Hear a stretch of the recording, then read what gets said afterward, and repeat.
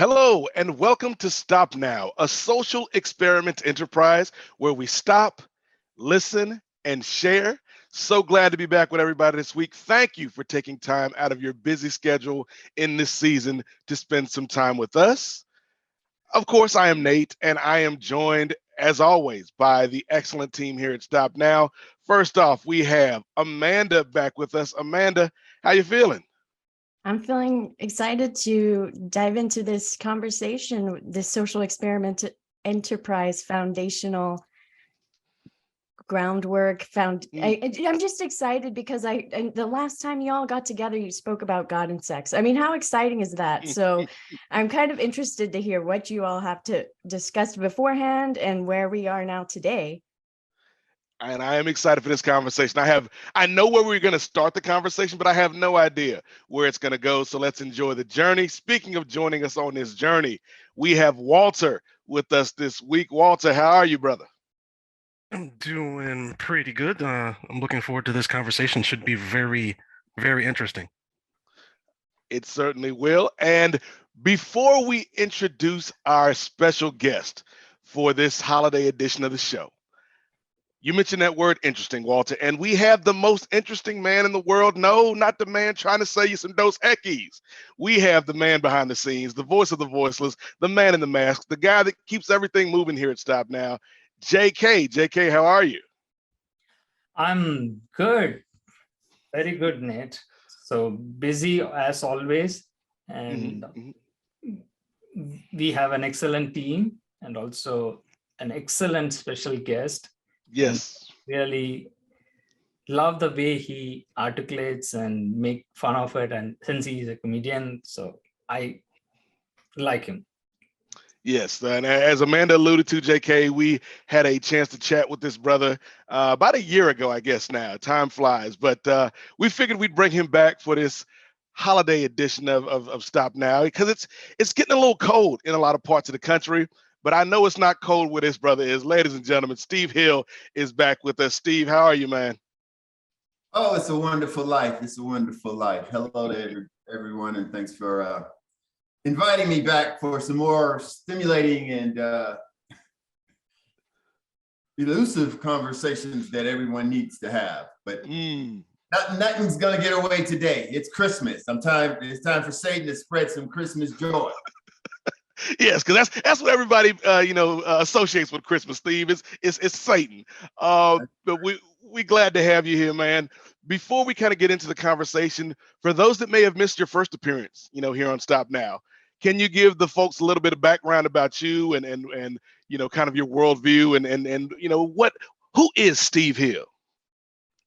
Good question. No, let me just lay down a little foundational information so people can kind of get a perspective on who I actually am. I was born on the north side of St. Louis in the ghetto in 1961.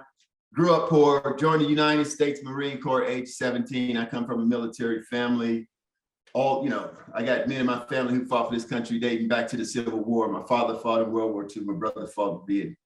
Now I'm another brother, retired Marine, and I myself spent approximately 6 years in the United States Marine Corps, or as you might say, a devil dog. Anyways, I did that. Left out of the Marine Corps, went to LA to work in the aerospace industry for about 7 years. I got bored with that. Decided I would go and do 10 years in state prison as an officer. And that was an eye-opening experience, especially for an atheist or a Satanist or a satanic humanist. I'm a lot of things, but after that, I took an early retirement and opened up a real estate appraisal business where, I was in business during the mortgage meltdown. I saw how all of these people were devastatingly impacted by losing their homes and kids uprooted. And then I looked and watched and noticed that nobody's going to fucking jail. And I thought about all the brothers and Mexicans that got locked up in these state prisons, and it gave me a whole different world perspective. And, I had to start talking about it. I felt like I had to start talking about it. So when Ababa came along, I was like, damn, if that brother got the courage to run for president, I could at least get on stage and tell some jokes. So I started doing political humor in about 2008, about the same time, Barack hit the scene. And I've been doing political comedy, activist for the secular community and activist for the separation of church and state, especially the state part, like Supreme Court, like coon ass Thomas that sits on this, and his wife, who we need to get to the bottom of her involvement in the January 6th insurrection. So yeah, I've become really I've always been a political news junkie, but I've become much, much, much more politically active. And, I've run for office a couple of times. Matter of fact, I'd like to make an announcement. I'm going to be running for Congress again in 2024. Here it is, people. That's Breaking right. news. You heard it here first. Cause to be honest with you, I was arrested. I was arrested when I was a candidate last time, and it's a big investigation going on about that. But the investigation is concluding, and I think I'm going to officially announce at the conclusion of the investigation, because the investigator basically already told me they don't have documentation to warrant my arrest. So, Is it related? Did you get arrested for political action? It was political retaliation because I spoke out at an event. Plus, I already had a lawsuit in against the sheriff's department for violation of civil rights. So it's a big, complicated story. But at the end of it, I think some politicians were behind it. I'll just leave it at that until I talk to the LA Times.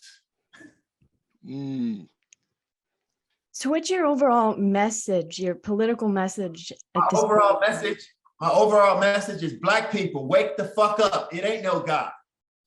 There is no Jesus. Ain't nobody coming to save your Black ass. We are in this shit together, alone with everybody else. So,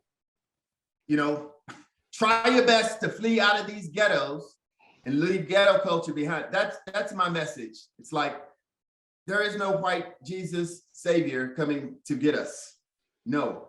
And we're not going to die and go to heaven because we love the same God as the people who captured us, who enslaved us. It's just asinine to me. It makes no fucking common sense. It's irrational. It's not reasonable. But yet we proceed to live under this illusion that there's a white God and we're going to go to heaven and be with our white masters once again. So yeah, that's my message. And Here's the thing. So Steve and I I love when Steve comes on because we can get into these kind of conversations. And Steve and I have talked about this before, because Steve knows I'm a Christian, grew up in a religious household. And so, but I will say, I agree with Steve on this white Jesus thing. Because here's the thing. I seen the movie, Steve. They tried to make Jesus look like John Stockton. That's not the Jesus in my mind. My Jesus kind of looks like Chadwick Boseman with a perm. Like that's how Jesus looks in my mind. He had skin of bronze, hair of wool. But I digress. I feel like I'm getting off the point you were making there, Steve. Yeah, I always thought of Black Jesus looking like Reverend Al Sharpton. Look, Jesus would have had better conditioning, I think. He's a living man. I mean, come on, he can speak. He can speak. We've got Elias joining us today now. Welcome, Elias. We're here with Steve Hill. Hi. I was here like 20 minutes ago. I almost missed you. I was gonna say Elias was just waiting for us to talk about Black Jesus, then he showed up. Black Jesus. Yeah. Oh boy. Elias's favorite person. Is it? I mean, if I'm gonna compete like Asian Jesus, Black Jesus, Middle Eastern Jesus, and white Jesus, we gotta have like a full-on brawl over here. I'm getting ready to start an organization called NOBS, the National Organization for Black Satanists. Knobs. So basically the acronym is going to be NOBS, no bullshit. And I'm going to make a 501c3 so we can donate the proceeds any money we make, any merchandise we sell, we can donate it to HBCUs across the country. As long as they are part of the secular movement. I don't know much of your background. What is the movement? Is that discriminatory? What if it's secular versus religious? I don't think so.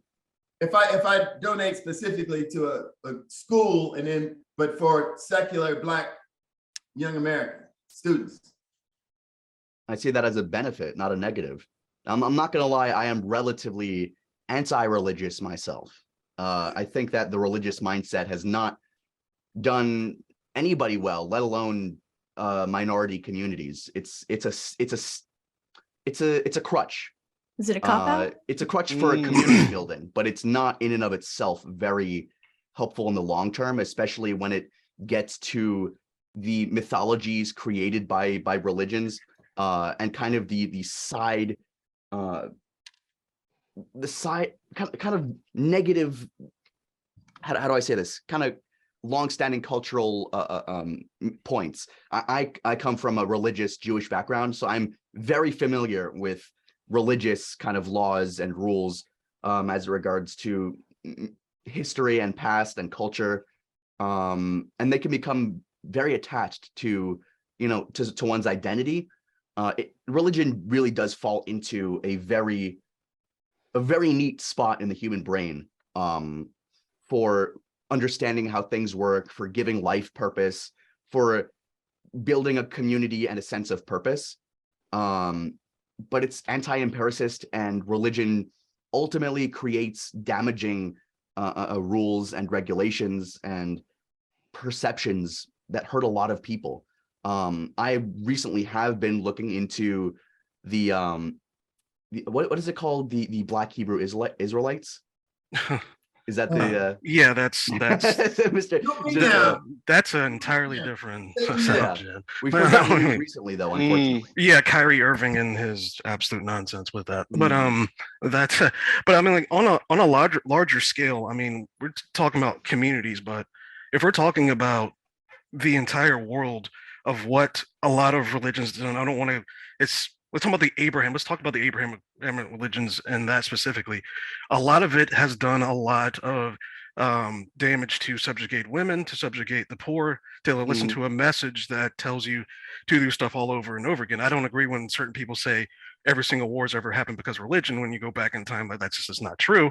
But religions has done a lot to tell people to not ask questions, to listen to this power structure. And I think it goes beyond just individual communities and look at what it's done to the world. And we have issues right now with Iran, women trying to basically be like, can we just dress the way we want to? Like, basically it comes down to that, but it comes down to, no, we say this because of our interpretation of Islam says to not do it. So women, no, you can't. And that's just basic human right. So I think it goes beyond just small community, well, not necessarily small communities, but specific communities. It goes beyond like what it's doing to the world and like a mindset structure of how to think, what to do, how to act. And if you don't, you're punished and damned to hell and torment for the rest of eternity. It definitely goes much deeper than that. Even you brought up Iran, and that just brings religion into how it interacts with politics. Religion, politics, forms of control, religion and religious ideals in general do play into a lot of the control of the masses. Iran, it's, you have a theocratic government controlling how people act. And the headcare thing is only a very minute thing, right? Like, it impacts people's lives. Like, I can't wear the headdress that I want. There's limiting of freedom. Women can't do what they want. But obviously it goes much deeper than that into the very specific direct control over the population. We have a morality police. We have these laws that we created from the religion. And this is just to keep this conservative kind of, I mean, it is conservative. What's the difference between the restrictive laws of Islam versus Christianity? They want the same thing, right? Back when 2001, we got that outburst of Islamophobia, and it's continued to this day, obviously. But it's the same thing. They want different forms of control of minorities, women, theocratic. We just heard in the Supreme Court, that there were religious organizations directly trying to influence the Republican, the conservative Supreme Court justices. This Yeah, is that happens. this is Yeah, corruption that's on the true. highest level in the American system, and it's directly related to evangelical Christian organizations. And they're trying to bring, what we had with, barefoot, 14-year-old wife bearing 15 kids at a time, conservative, kind of the ideal of the family. And it's the mythology, right? It's the mythology of the conservative family, which can't happen, right? Conservative politics has destroyed this country. We have no infrastructure. We have no education. We have no infrastructure for healthcare or for really caring about anything. This country is bad straits in a lot, and religion has taken the center stage as a really big damaging factor. I don't think it's everything, because obviously individual actors will use religion as an excuse. Well, that's the It's a very thing right there. powerful force. I mean, And that's I more. think I think that's more greed than religion. And well, it's everything. And so Yeah. I want to spin it back to Steve, because Steve, as somebody who has run for office and has kind of fought these fights, the thing that has been most disheartening to me, I would say obviously over the last 6 years, but even before that, is going to church and seeing folks who will use Jesus, right? Mhm. And read the Bible and tell other people, like, you need to do this, you need to do that. But when it comes to their political aspirations, ain't nothing about what they do, Steve, fits into that kind of parameters of the Christ of the Bible. And so I think this is the point where you and I are probably aligned on this, Steve, that it's more than hypocrisy. It is somebody listening to Born in the USA and saying, well, damn, Bruce Springsteen really loves America. Or it's somebody listening to Rage Against the Machine and completely missing the point. So what is your take on the way, politics and religion have always kind of been strange bedfellows, but I would say over the last 6 years, particularly on the American conservative right, it has just become supercharged. Don't get me started on the old we're using the church, because that's what they do around the area where I live in North Los Angeles County. They use the church as a voting block because they have a very specific amount of economic and financial support to the Republican Party. So that's where they first get in bed at. And then since they disproportionately vote in higher numbers than Democrats do, they win a lot of elections. I mean, they've got the formula down, and they wave the flag at the same time. They just absolutely commandeer our military and law enforcement for political fodder, and just total hypocrisy. Because like you're saying, they do one thing in church, but in real life, just like you see how they were willing to vote for Herschel Walker, someone who has paid for abortions. Talk to them. Hold their nose and go, well, fuck it. We still want the power. We don't get, I don't use the N word, but I'll just say coon. Like, fuck it. We'll use that coon. A lot of useful idiots. A numerical superior power number so we can control the upper chamber or the lower chamber, the Senate or the House of Representatives. I mean, it's all bullshit. At one point, and when I'm running for office this time, I'm going to be asking the question, who the fuck are we? Are we that shit we saw on January 6th that want to overthrow a government and stop a free and fair election and peaceful transfer of power, bringing our democracy to a screeching fucking halt? Are we that group of people? Or, are we all the white people that were marching in the Black Lives Matter after George Floyd got murdered? Which America are we? Do we welcome immigrants like when they came to Ellis Island? Or do we build a fucking wall because they're brown? I'm Jewish, and this recalls the Ellis Island when people were escaping from Nazi Germany. They go over to America. A lot of Jews were accepted, but near the beginning, these nasty immigrants are coming to America from a war-torn country in Europe. What do we have to do with it? We don't want these people. Jews go back, instantly get killed. I mean, isn't the truth that we're, you know, I mean, isn't the truth that the United States is both of those? I mean, and Yeah. to me, it's like the United States has these things. I mean, it's not even restricted to the Republican Party, because when you look at religion and how it's used on the right side of the Democratic Party, they will, I mean, that's how, I mean, that's a large reason as to why we don't have things like, we're the only first world nation to not have universal health care, and we haven't raised the minimum wage nationally, or around states still have ridiculously low minimum wages. So many of these things are pushed through the church, and you get into the anti-LGBT stuff. I mean, I've heard so much stuff of that builds from religious communities. I mean, like, I can take some of the stuff I've heard from churches for people who vote Democrat and listen to things I hear from people from Qatar. And I've been personally yelled at from someone in Qatar because I refused to work on them or something, because it's legal in the Qatari with the Qatari legislation to kill someone for being in the LGBT community. And so it's like these things, like, and I think there are people in this country who would be perfectly fine with that if we did that. So it's like United States is both, and I think a lot of countries have a mixture of that, but we do have things that allow us freedom of speech to argue and debate these things. It's just which one do we want to be more of, and can we get people to vote for things that would stop that? Because I think right now most people would be against those things, but can we get politicians that they care about to say that we're against these things, we're going to do something to help people, and get everyone to go vote? Because the old guard, I think, is going away, especially with religion. As every year passes, the country is getting less religious, especially among young people. So it's like the message isn't clicking, and I think it's because of a lot of the hate that's pushed. Well, it's so deep though, because even if we get the people to vote, and I know Steve knows this, like the way that voter suppression, the way that gerrymandering, the way that people want to restrict folks' access to the vote, right? It's like, it's one thing to have a good message, but it's another thing to be able for folks to show that they support that message. Going back to Georgia, like, it makes no sense to me, Steve, that Herschel Walker, like, there was once upon a time, I'm from Atlanta, I love football. There was once upon a time before Herschel Walker started opening his mouth that I was like, man, I like Herschel Walker. He can run the ball really good.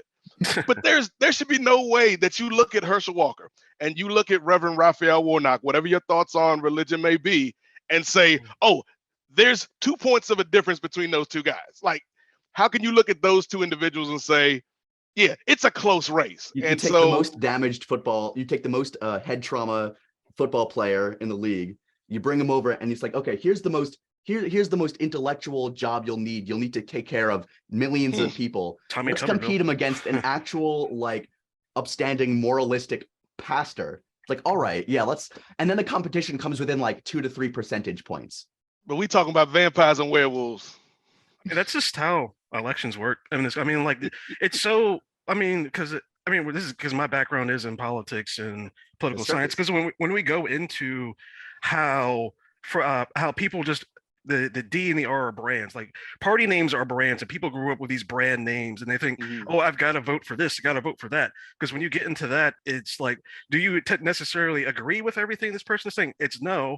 But then, it's kind of like the Bernie Sanders things, like, but he doesn't have that D. It's like he is a traditional social democrat, what we had with Roosevelt. But people are like, oh, he's not a Democrat though, that's scary. He was like, really? Read what he's for. Like, stuff like that is like, because that's so ingrained in the United States, specifically because of the two-party system. I think that is why people will look past all these things that are negative and be like, well, but that's my party, so I'm gonna go support that because I want that. I've heard people say that they could put aside the anti-abortion stuff, the literal fascist stuff. They could just put it aside because Republicans have the economic stuff. They've got, they're lowering my taxes over here. They've got foreign policy stuff. Really, they're doing stuff. Oh, they're good for Israel. We got our Middle Eastern fascist state. That we gotta have that. We gotta spend nearly $900 billion a year on military stuff. We could cut that in half, still be the #1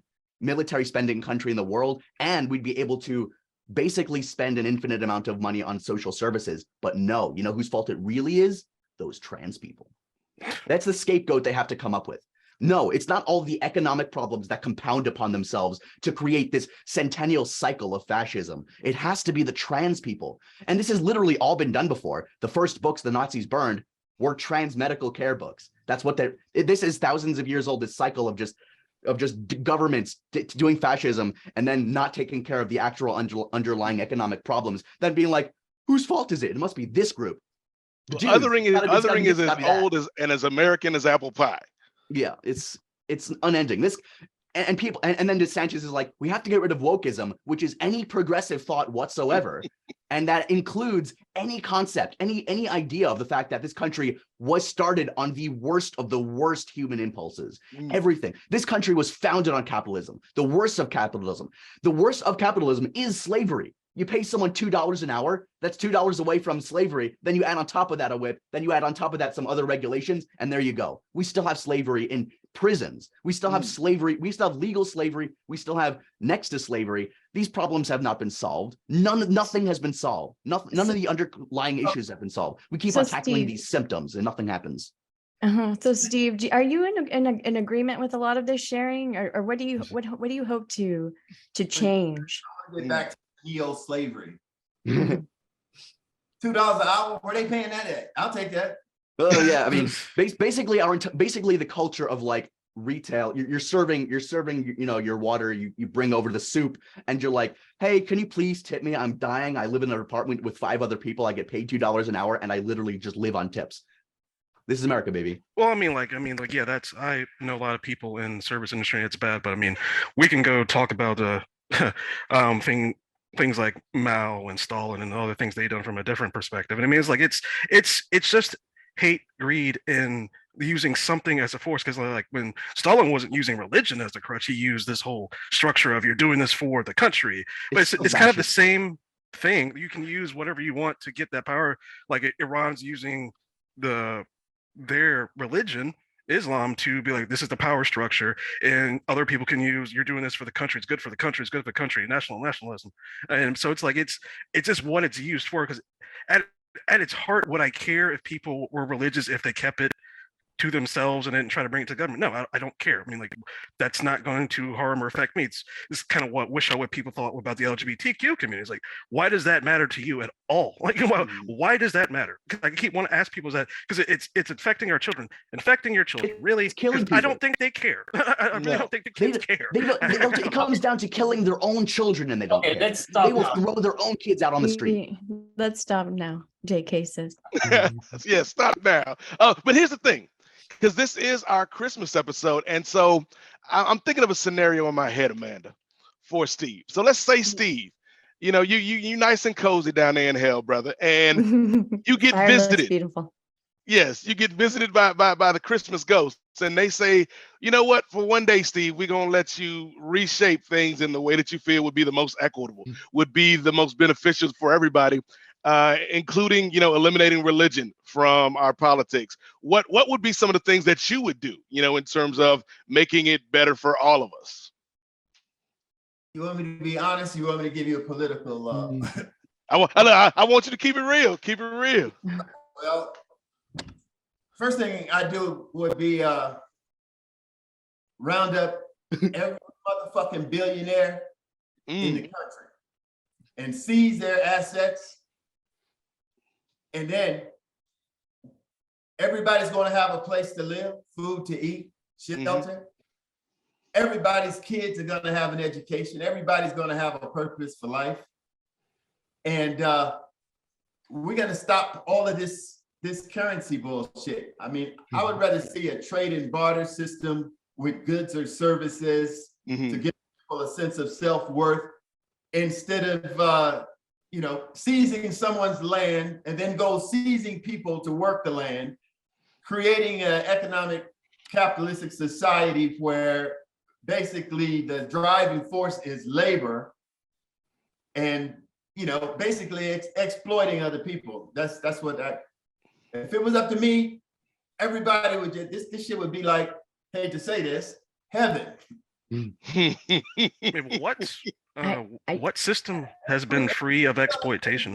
Would be my question. I can't think of one. Because I mean, like, if we I mean, it doesn't even to go that far. If you just had a progressive tax system, everyone would have those things. It's just that we can't get enough people to vote, or even most of the a lot of the Democrat Party people in power don't want that either, because we could have all those things. Like right now, if we just had the systems, like there's no reason that anyone needs to be homeless in the country that with this much money. There's no reason for that, and there's no reason anyone should be hungry. So we can do all these things. It's just there's not enough movement from even poor people to do it. It's almost like a built-in scare factor for rich folks is to show all those poor people, like, look at that, motherfucker, you better work harder. You're going to wind up just like them. Homeless people exist to be like, you don't want to end up there, do you? Better work hard and not complain, huh? Do you guys know what my major was in college? I was a business management major. I have an MBA. In the transition from, hypothetically, a capitalist system to a more socialist system, to a more communist system, these things take time. But not only that, you have to restructure things. It's one thing to say, here's what I would change ultimately, but then how do you actually do it? You have massive corporations, you have billionaires, you have these connections between politicians and large donors. You have this, that, and the other. You have an infinite number of problems to solve. How do you change an economic structure on such a massive scale and then take care of each individual problem that then arises? It's an unending struggle. There's no end to this. I mean, you really It can't. needs to collapse. I'm sorry to cut short, right, everyone. Let's take a pause. Out of politics. First thing you do is get money out of politics. 75% of our fucking problems would go away if we had publicly funded election campaigns. Ranked Steve, voting, publicly, Steve, yes. Steve and everyone, right? I'm just sorry to interrupt here, right? So my problem in understanding about the God and religion, right? Why do we always mix it with all the other things and with the politics and poverty and all, right? Let's divide those issues, right? And also I want to welcome Iftikhar, who is from abroad. He is practicing Muslim. Am I right? Iftikhar? Yes, No exactly. personal God. offense meant. I just want you to have your say as well in this conversation, because I believe, like most of us, like here, Ilyas is a Jew and are brought up as a kid as a Christian, right? So we have been exposed to that.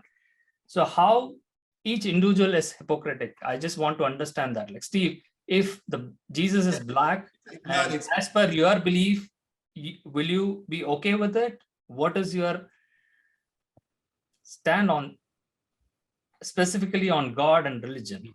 Are you attacking all the religions in the world? Or Attacking, I think you're a little misconstrued. I'm not attacking. I'm just giving you my point of view about religion. And I think it's an absolutely primitive concept to think that there's a magical motherfucker in the sky somewhere controlling all of this. I mean, no one can give you answers. If he were controlling it, he'd be an evil motherfucker. God damn. I'll speak. All right. No, I mean, every religion in this world teach us the humanity and the equality. The next thing, the equality breaks when people go beyond the religious things and take the advantage of the religious. And How can you differentiate that? I'm sorry? How can you differentiate that? Like you say, oh, these people. Well, I'm a Muslim guy. religious. Okay. How can you differentiate? I'm a Muslim guy. Okay. I follow Islam. Whatever Islam teach me, Islam teach me that all the people, doesn't matter, irrespective to any religion, doesn't matter which religion you belongs. We all are in the equal page. We should not hate others or other religion. So when I forget about the Islam's concept, if I talk about my perception, individual perception, then the things go beyond the religions and the things doesn't take place in a proper way. People do mistakes and committing mistakes and keeps committing anything. But Now, they if I get the talk same about- things from the same religion. It does. So in my opinion, religion is something you can get any idea out of. People will claim to be Muslim the same as you and reach the opposite points, right?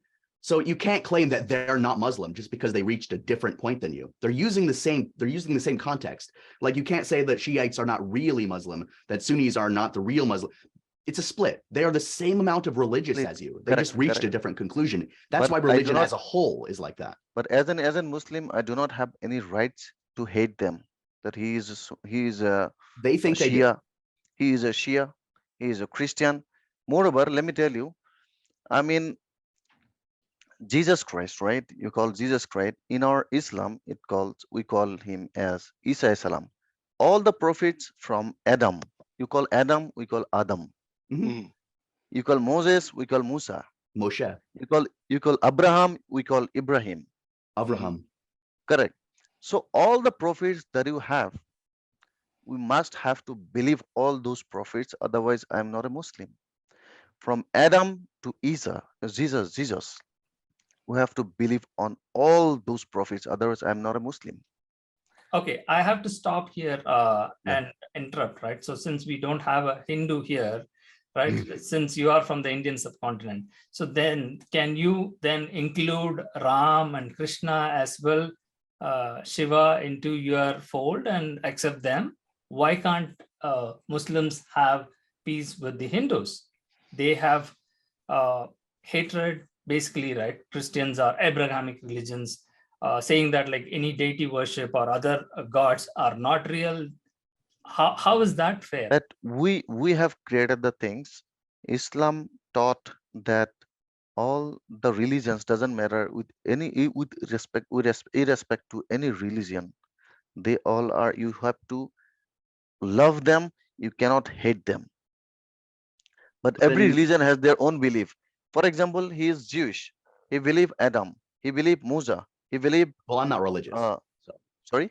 He I'm not believe religious. I'm ethnically Jewish, but I'm not religious anymore. I Okay, know all the, I but- know all the details. I know all the history. I know all the. Yeah, I but know- you must have that idea about it about Jews that you believe Jews believe Adam, Jews believe Moses, Jews believe Abraham, right? Yeah, yeah, that's part of the mythology. So that comes these all are the branches from Adam. Oh, yeah, I can track the history of it. In Yeah. fact, that's where religion comes from. It's just separate cultural kind of happenings that cause different splits in the religion or certain, historical factors which come into it. Different religions are formed they're formed all the time. The only Correct. difference between cults and religions is that cults burn out too quickly. Religions are just historical factors that are caused by different things, and their ability to hold together depends on, that's what causes them to be religions. There's a split in this religion, there's 1,000 different splits in Christianity, Protestants, this, that, and the other. You've got a whole different, so these are all just little branches. My point is, overall, it doesn't matter whether or not someone calls themselves a Muslim. If they say, I am entirely Muslim, except I don't believe in Adam, and I think it's all right to hate gay people, then what? There's no real difference between that person and a Hindu and a Muslim and this and that, because they can just claim that the religion tells them to believe something and there's nothing you can do about it. That's it. They hate gay people. They claim the religion says they should hate gay people. No, they cannot gay people, hate. That's all you can do. There's nothing you can do. If you talk about hate, then he is not a religious person. But they are. No They are religion- a religious person. You can't claim someone else. That is not your religious. personal belief. That is your personal decision. You're But going I- beyond the I don't religion. hate You cannot anybody. claim someone else is not religious. That's on them. Yes, let's hold the thoughts right here. So how many of us here, right? Again, I want a female voice, right? Though Amanda is not a feminist, she didn't get to. Again, the male always does this, right? The female dominate it and take all the space. I want her to speak her mind. I don't know what to say. I've always had such an open mind when it comes to this topic. I don't subscribe to any religion, partly because it's all just so overwhelming to me. I don't hate anybody. Does that mean I'm religious in some religions because I don't hate? I don't know. You tell me. Mhm. Well, here's the thing, Amanda. And I understand the conversation that Ikathar, and it's great to see you again, Ikathar. I've missed you, buddy. And Elias are having. Religions are made up of people. And I'm not a scientist, I'm not a doctor, but if there's one thing I know, it's that people are messy and people contradict themselves all the time. And people have conflicting ideas and people have beliefs that they can use for their own personal benefit, right? So that's why you have Christians, in quotes, that voted for Donald Trump, despite Trump being the most unchrist-like candidate that we've seen in the history of politics, possibly. It's the reason why Jesus said, clothe the homeless and take in the sick. But you'll have Christians drive past them in a nice Lexus to go to church and don't give the homeless a second thought. Does that make Christians bad, or does that make that one individual person, right, And does that make have them a not conflict? Christian?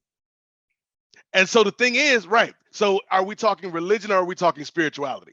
Because like I said, I grew up in a religious household, went to church 4 times a week. Steve and I had this conversation last time he was on.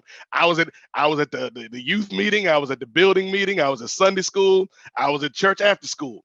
And that was part of my life for a good 10, 15 years. But the older I've gotten, the more it's less about church. It's less about religion with the capital R, and it's more about what is my connection to God, in my faith. And it's not about imposing, my faith on other people. It's about, what does God mean to me? What does faith do for me? And how does that, make me a better person, hopefully? And so I think one of the big issues with religion is that it's man-made. And when you've got anything that's man-made, it's made by people. And people can be messy. If there's one thing I've learned, it's people can be messy. And so it doesn't surprise me that a lot of conflicts over the years have been based on religion, because it's based on greed and selfishness and other. Like we're better than those because they are other. One quick question to everyone, right? So I'm focused on this as well. As Nate, you mentioned that you are identifying yourself as a Christian as well, right? The statement you made, even Elias, right? Ethnically, he just still identifies as Jew, and even Iftikhar, right? You claim that like your identity is like a particular religion, and then like you deny the fact, like as Nate mentioned, right? God created man, or you said like man made the religion and God. How is that? Like you are denying That's what I was your going own. to address. Mm. If So- I may, Nate, I want Yes, to go put it ahead. this way. From the perspective of a religious person, I am not religious, but I can see the perspective of a religious person. A religious person thinks that God created everything. God created the religion. The issue with this is that even if you believe all that, humans organized the religion. Humans are part of it. You have your leaders, you have the people in the community. They create the community. They create the religion. What they do, whether or not it aligns with the book of God, you have the pastor telling everyone what the God is saying. You don't hear directly from God, you hear from people, and people can put whatever messages they want into the text. So the two opposite people can take the same text, get completely different messages out of it, because they can. Of course they can. It's human made. Whether or not you believe that the text itself is human made, humans will take the meaning from it, whatever they want, and create whatever they want from it. To claim that this person is a true Muslim or a true Christian or a true Jewish or a true Jew just because they arrived at a different interpretation of the text.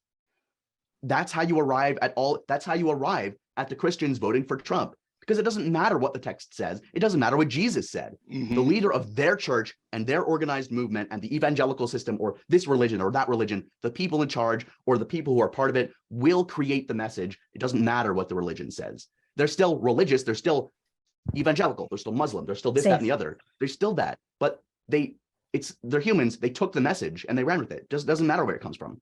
Right. Yeah, Okay. that's why it's let me never tell been you then. interesting to me. Let me say you that. All right. The question was asking that people made God or God made people.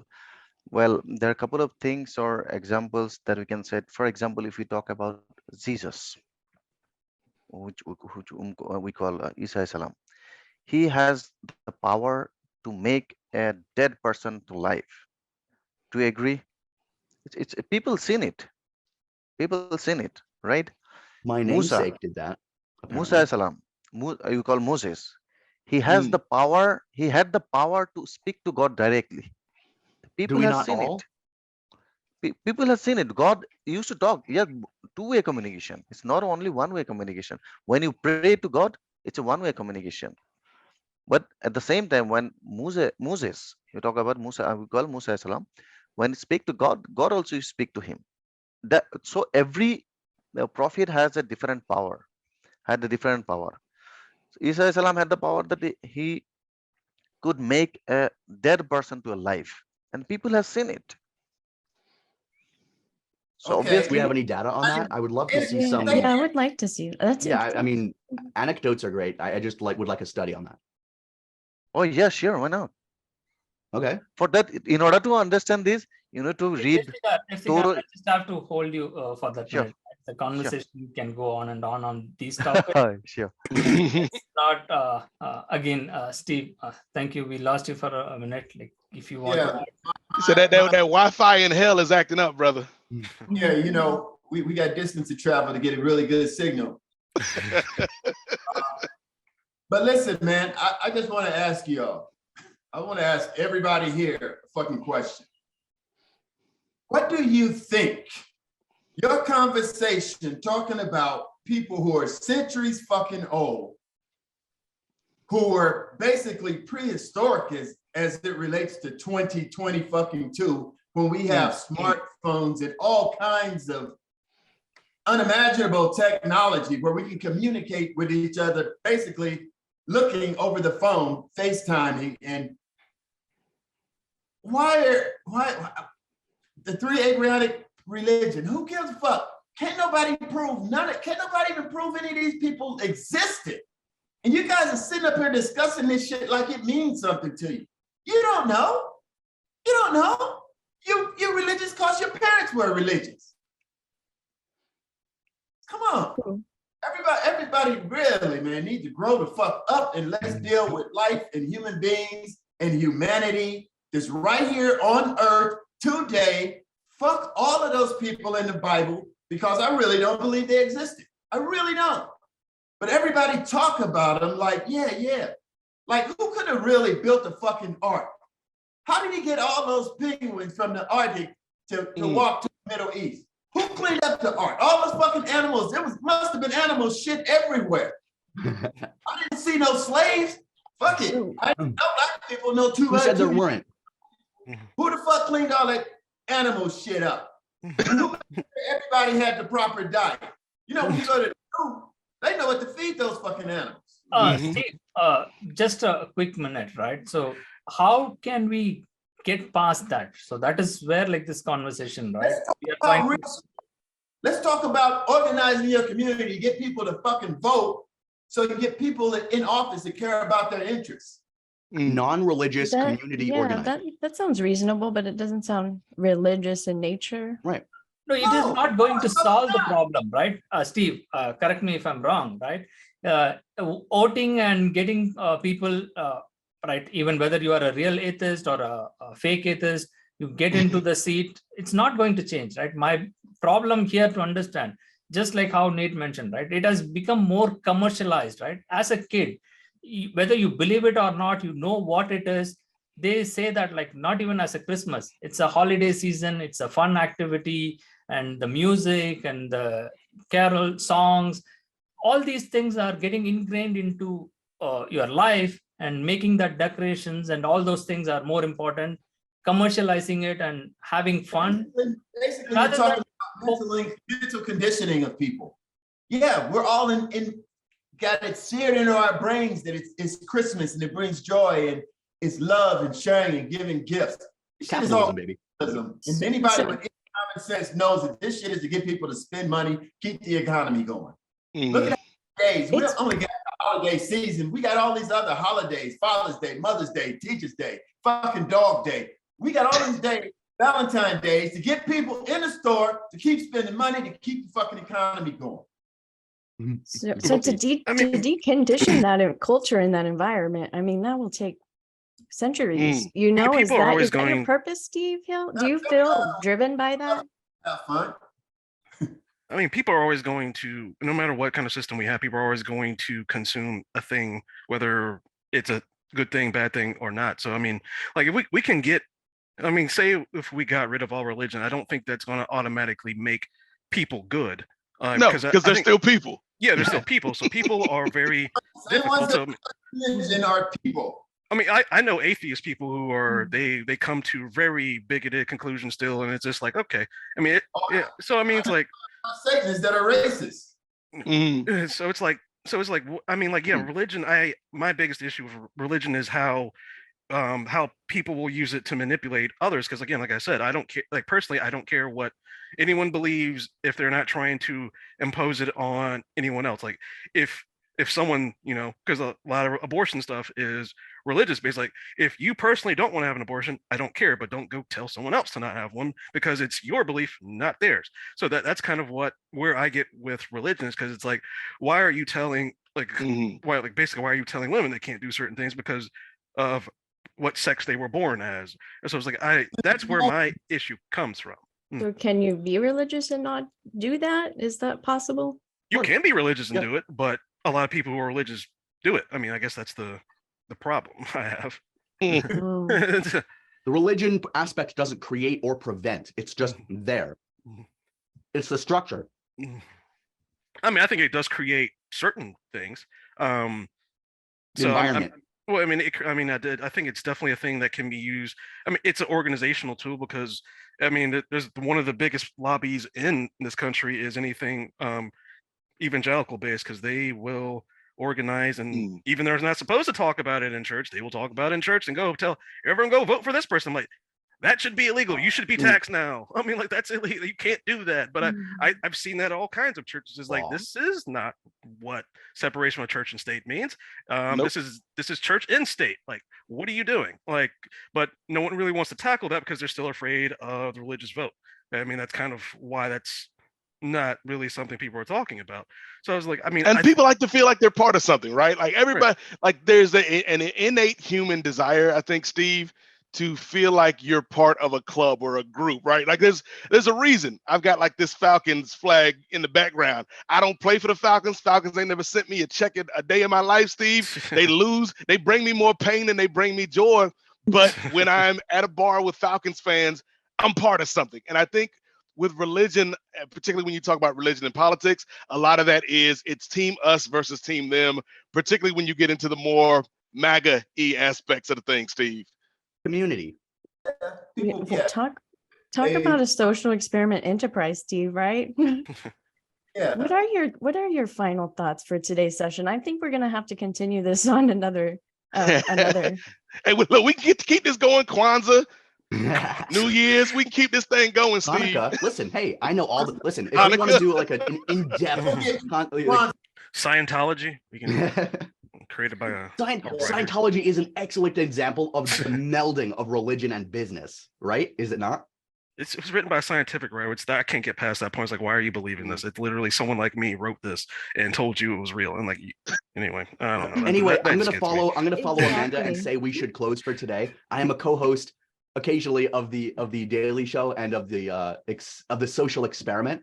So thank you, Steve, for coming on. Let's have more guests on. Let's have more of these conversations more frequently. I really enjoyed this. I hope you did too. Amanda, take away the end. Any last thoughts, everyone?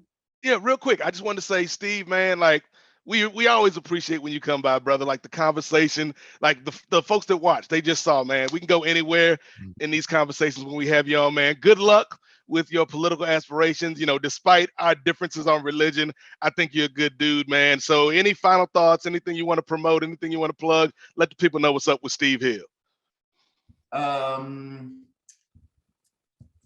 Just go to my, I think I'm maxed out on friends on Facebook. I do a little Twitter. Elon got me pissed off at Twitter right now. Yeah, yeah. Go yourself to TikTok. Get China some of your info. Like my Facebook page, Blacks for Liz Cheney. That's where I want people to go. Go meet me there. Yeah, they have Blacks for Trumps. I'm a Black for Liz Cheney because he's trying to make the motherfuckers that try to overthrow the government accountable for what they did to try to, take away the power of the people. But in the meantime, I'm going to be holding a fundraiser for the NAACP branch that just got, I kind of say, taken over by a friend of mine, and now I'm going to proceed to help her build our branch, local NAACP. I got Paul Rodriguez coming up to Earthquake told me he would come up and do a show. So nice. We're trying to put this show together, and I'm also working on my own comedy special. Hey, And if you I'm need going, any help with anything, you know who to call. what can you do? What can you do, Mr. Siegelman? Are you one of those Jews that troll comedy? I have a direct how can he comm use satellite you? to the laser. I have a direct, like, I am connected to that laser satellite. Man, I can use my cool powers and just Oh, Jesus. wipe anyone off the face. Oh, wow. I don't even want to even joke about that. I can be a co-host. I can do voice acting. I can do listen, I want to do political strategy. I want to be the kind of guy that is like, what's the message that we need to spread? What's the progressive message that we can get people to be like, to attach to spread their own messages, right? Social media is huge. How do you spread a message? That's like what I want to get into and do as How well, do you right? spread a message? And with that, we will conclude Mm. our session for today. Again, Steve Hill, it's so wonderful to have you on the show. If you want to stay tuned and be a part of the conversation next time around, don't forget to subscribe to our channel. We'll catch you next time. The Daily Show. Bye Bill for now.